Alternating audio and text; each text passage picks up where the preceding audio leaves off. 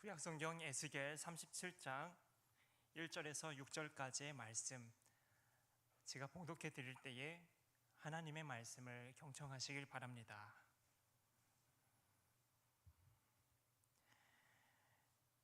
여호와께서 권능으로 내게 임재하시고 그의 영으로 나를 데리고 가서 골짜기 가운데 두셨는데 거기 뼈가 가득하더라.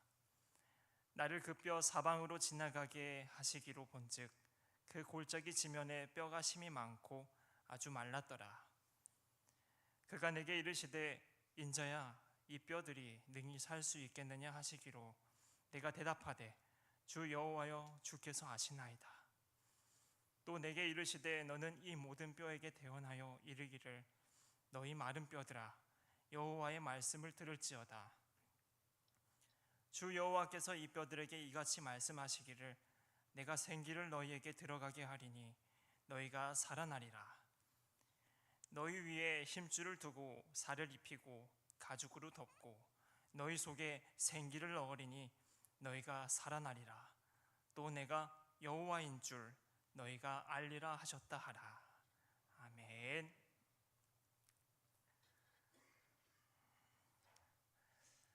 어딜 가려다가도 특별한 장소가 떠오르지 않을 때 그럼 여기 가자 라고 말하는 아지트 같은 곳이 여러분에게 있습니까? 저는 있습니다. 종로입니다. 종로에 가면은 추억이 돋습니다.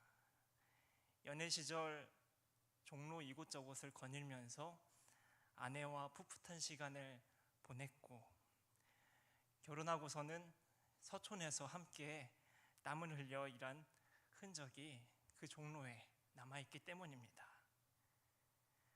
종로에 가면 숨도 트입니다. 몸이 가볍고 내면은 고요해지고 영혼은 자유롭습니다. 종로엔 우리나라의 근현대의 문학인, 예술인들의 삶과 정신이 깊이 서려 있기 때문입니다. 신세계 백화점이 있는 소공로 길에서 종강역 방향으로 서서히 올라가다 보면 청계천이 나오고, 청계천을 지나서 좀 더 걸어 올라가면 북촌 한옥마을이 있는 개동에 다다릅니다. 그렇게 심리가 좀 안 되는 길을 가만히 걷다 보면 문득 떠오르는 사람이 있습니다. 소설가 박안서 선생님입니다. 박안서 선생님은 6.25 전쟁에 대한 독특한 기억과 경험이 있습니다. 그것을 되돌아보며 자전적 소설인 남옥이라는 데뷔작을 세간에 내놓았는데, 그 책의 무대가 되는 곳이 바로 제가 방금 말한 종로의 동선입니다. 소설 남옥은 인천 상륙작전을 통해 다시 서울이 수복된 때를 배경으로 삼고 있습니다. 전쟁으로 폐허가 된 도시, 거리마다 활보하는 미군들, 비극의 잔해 위로 이질적인 문화가 들어섭니다. 오늘날 신세계 백화점도 당시엔 미국의 PX였습니다. 책의 주인공 이경은 PX 초상화부에서 일하는 판매 점원입니다. 그녀가 구사할 수 있었던 짧은 영어가 취직하는 데 한몫했습니다. 초상화부에선 미군을 상대로 그들의 얼굴이나 애인의 얼굴을 캔버스와 손수건에 그려서 판매했는데, 그곳에서 그림을 그리는 사람들은 전쟁 전에 실력 좀 뽐내던 화가들이었습니다. 그러나 사람들은 이제 그들을 환쟁이라 낮잡아 부릅니다. 자존심이 상하지만 먹고 살기 위해서는 별 수 없는 시절이었습니다. 그중 이경의 눈에 들어오는 사람이 딱 한 사람이 있었습니다.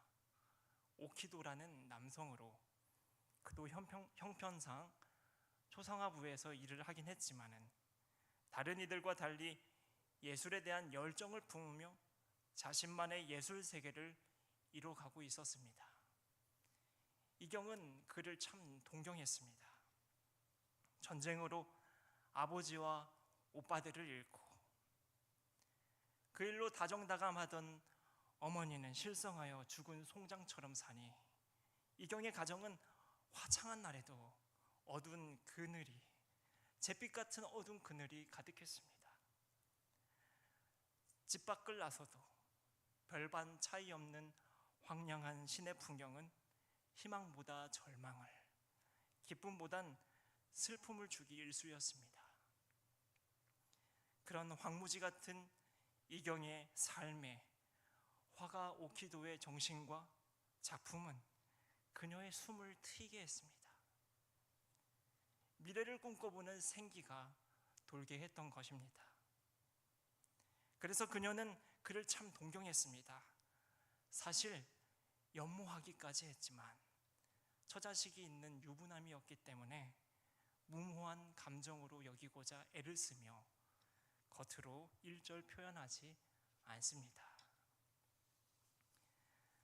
그러던 어느 날 오키도가 몸이 아파 며칠 일을 나오지 못하자 그가 걱정된 이경은 병문안을 가봅니다. 대문을 열고 그의 집에 한 발 한 발 들어서는데 얼핏 그림 하나가 보입니다. 조금 더 가까이 더 다가가 봅니다. 그리고 자세히 그림을 쳐다봅니다. 그런데 그 순간 이경의 내면에 오키도에 대한 실망과 미움의 감정이 휘몰아칩니다. 그 캔버스엔 생기 하나 없이 말라서 죽어버린 고목나무 한 그루가 그려져 있었기 때문입니다. 태양도 어떠한 빛도 없이 어두운 하늘 아래 말라서 죽어버린 고목나무. 이경은 그 그림을 보고 좌절합니다. 다시금 고통에 시달립니다. 모든 것을 잃었지만 살아가야 한다는 희망을 갖게 했던 오키도의 그림이었는데, 황량한 풍경에서 헤어나올 수 있게 해줬던 그의 정신이었는데, 그날 이경의 눈에 들어온 그 그림엔 어떠한 생명도 희망도 예술도 느껴지지 않았습니다. 그렇게 그녀는 고통스러워하며 그를 떠났고 자신을 좋아하는 황태수라는 남자와 훗날 결혼식까지 올리게 됩니다. 기나긴 전쟁이 끝나고 이후 10년이라는 세월이 흐른 뒤 이경은 오키도의 유작전에 가게 됩니다. 그리고 그곳에서 그의 그림 나무와 여인을 봅니다. 자신이 예전에 보았던 그 집에서 보았던 고목나무 그림입니다. 그런데 캔버스 위 한 발의 그 고목이 이제는 다르게 다가옵니다. 말라 죽어버린 고목이 아니라 봄을 기다리는 나목으로 느껴지는 겁니다. 추운 겨울에 잎이 지고 가지만 앙상이 남았지만 봄이 올 것이라 굳게 믿으며 그 안에 생명력을 가득 품고 겨울을 버텨내는 그 나목 말입니다. 소설에 나오는 그 장면의 대목을 제가 잠시 읽어드리겠습니다. 내가 지난날 어두운 단칸방에서 본 한 발 속의 고목. 그러나 지금의 나에겐 웬일인지 그게 고목이 아니라 나목이었다. 그것은 비슷하면서도 아주 달랐다. 김장철 소슬바람에 떠는 나목. 이제 막 마지막 낙엽을 끝낸 김장철 나목이기에 봄은 아직 멀건만 그의 수심엔 봄의 향기가 애달프도록 절실하다. 봄의 믿음. 나목을 저리도 의연하게 함이 바로 봄의 믿음이리라. 나는 오키도 씨가 바로 저 나무였음을 안다. 그가 불우했던 시절, 온 민족이 암담했던 시절, 그 시절을 그는 바로 저 김장철의 나목처럼 살았음을 나는 알고 있다. 암담했던 그 시절이었지만 내내 희망을 품고 그것이 이루어질 줄 믿으며 그림을 그리던 화가 오키도를 참으로 이해하고 나니 이경의 눈에 그 그림은 이제 고목이 아닌 겨울을 끝내고 봄을 기다리는, 버텨내는 나목이었습니다. 나목으로 해석되어진 그의 그림을 통해 이경은 다시금 삶의 희망을 품습니다. 믿음을 가집니다. 이제 마지못해 사는 것이 아닌 아름답게 살기 위해 살아갑니다.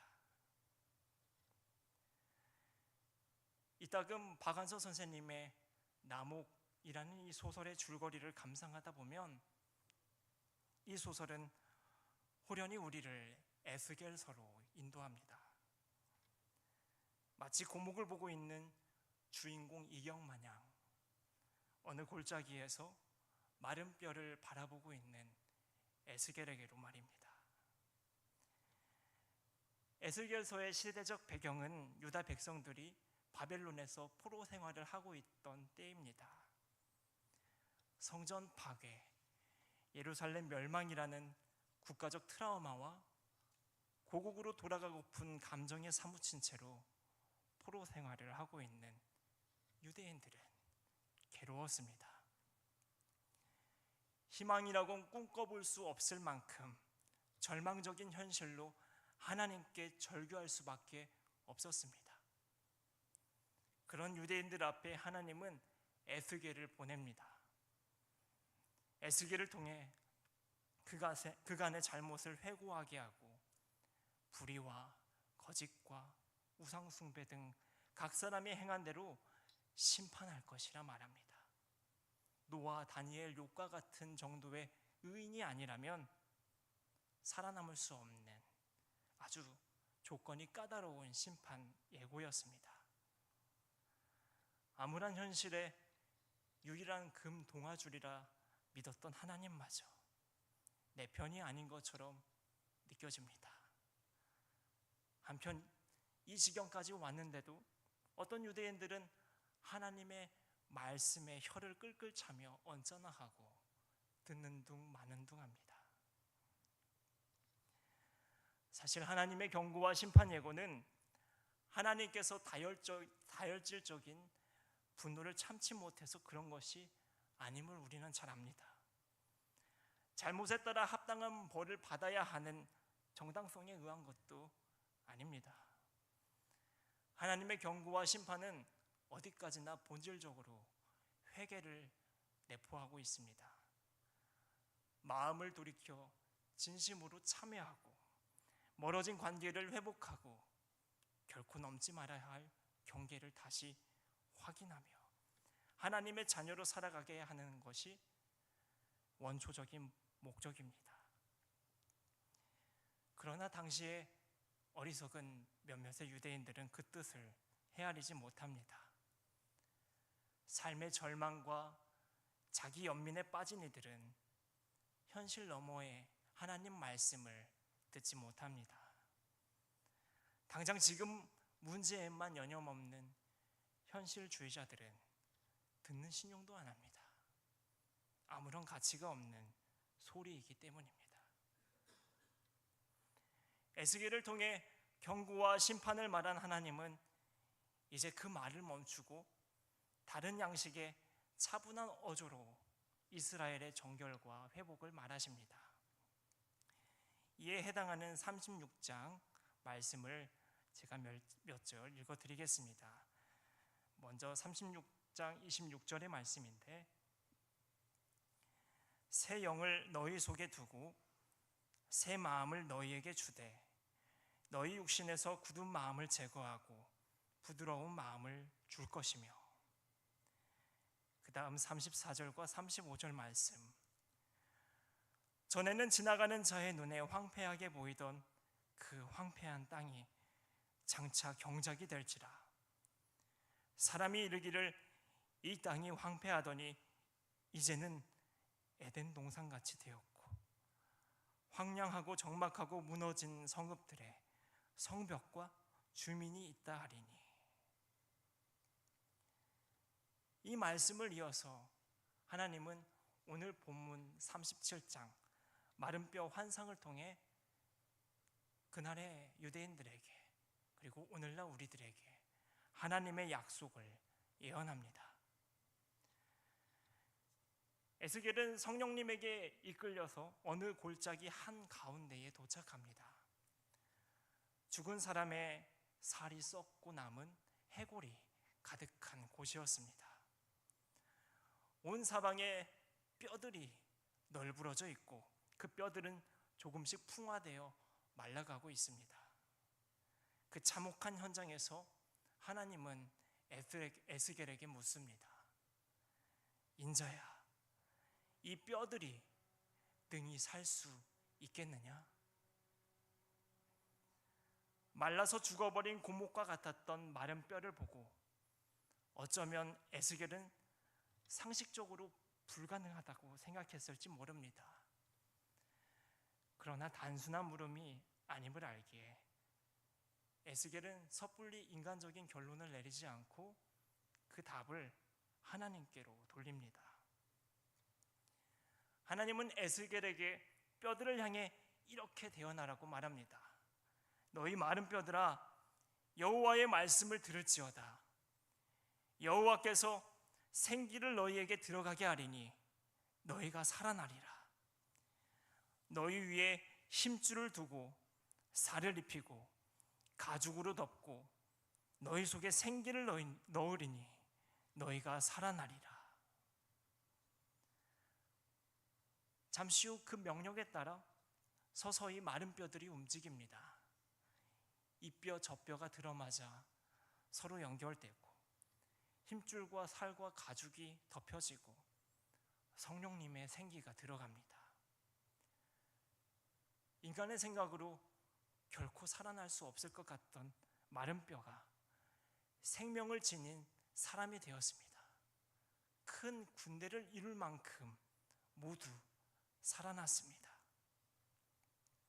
바로 이 이야기가 그날의 유대인들에게 들려진 겁니다.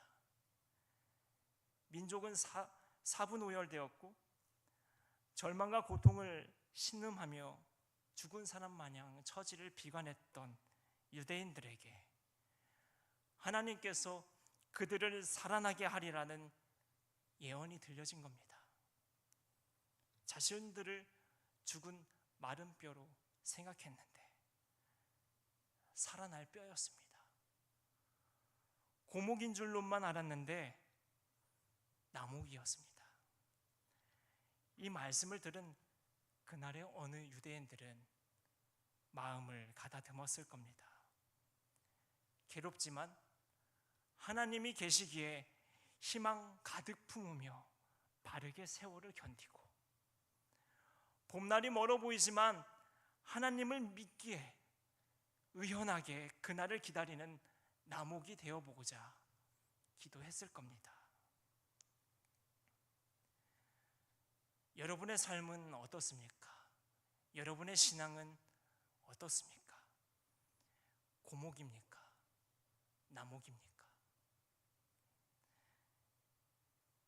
주인공 이경이 오키도를 참으로 이해하지 못했을 때 그 그림은 고목이었지만 그를 깊이 이해하며 그림을 보았을 때 비로소 나목으로 받아들였듯이 오늘날 우리에게도 하나님에 대한 온전한 이해와 태도 그리고 믿음이 절실합니다. 그래야 우리가 진정으로 하나님의 마음을 헤아리고 내 삶을 나목으로 바라보며 희망찬 자녀답게 살 수 있기 때문입니다. 절망과 자기 연민과 현실주의적인 좁고 야박한 신앙으론 현실 너머에 계신 그 너머에 계신 하나님의 마음을 헤아릴 수가 없습니다. 오늘만 있고 내일에 대한 희망과 기대 없는 공허하고 황량한 나날이 계속 이어질 뿐입니다. 여러분의 인생이 고목으로 여겨지거든, 그렇게 느껴지거든 성령님 안에서 여러분의 삶의 태도를 객관적으로 바라보며 점검해 보시기를 바랍니다. 하나님에 대한 이해와 믿음도 면밀히 돌아보시길 바랍니다. 아울러 이 점을 꼭 기억하시길 바랍니다. 하나님은 우리를 살리시는 분입니다. 우리에게 소망을 주시는 분입니다. 사람이 되리라 결코 생각지 못한 마른 뼈를 살려낸 것처럼 우리 삶에 생명력을 허락하시며 절망이 아닌 희망으로, 죽음이 아닌 영원으로 우리를 이끄시는 분입니다. 그래서 꽤나 단순하지만 그런 하나님이 우리 곁에 계시기에 희망이 있는 겁니다. 그 하나님을 믿기에 우리 삶이 기쁘고 그 기쁨이 나란히 동행하는 것입니다. 고목나무라는 단어는 한자를 어떻게 쓰냐에 따라서 그 의미가 크게 달라집니다. 마를 꽃자를 쓰면은 말라 죽은 나무를 뜻하지만은 옛꽃자를 쓰면은 강한 생명력을 가지고 아주 오랜 세월 동안 살아가는 키가 큰 나무를 말합니다. 오늘 설교 제목은 옛꽃자를 쓴 그 고목나무입니다. 하나님이 계시는 한 우리는 고목이 아니라 나목입니다. 또한 우리 하나님께서는 여러분의 삶을 그저 나목에만 머물도록 놔두지 않습니다. 봄날의 기운에 감싸여 강건히 자라나는 키 큰 고목나무가 되게 여러분을 정성껏 돌보십니다. 넓고 깊은 하나님의 은혜 안에서 유장한 세월을 보내도록 지키시며 여러분의 삶을 아름답게 가꾸어 주실 겁니다. 그러니 여러분, 그 하나님을 믿으시고 기운내어 살아가십시오.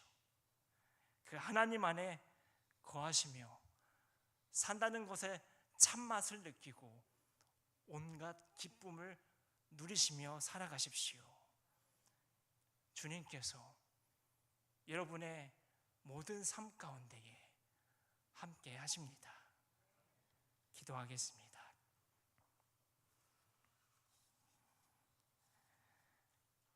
하나님, 우리가 주님을 어떻게 바라보고 있습니까?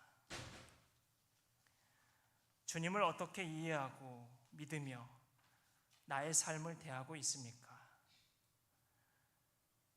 주님의 함께 계심이 부담이 아닌 희망이 되게 하소서.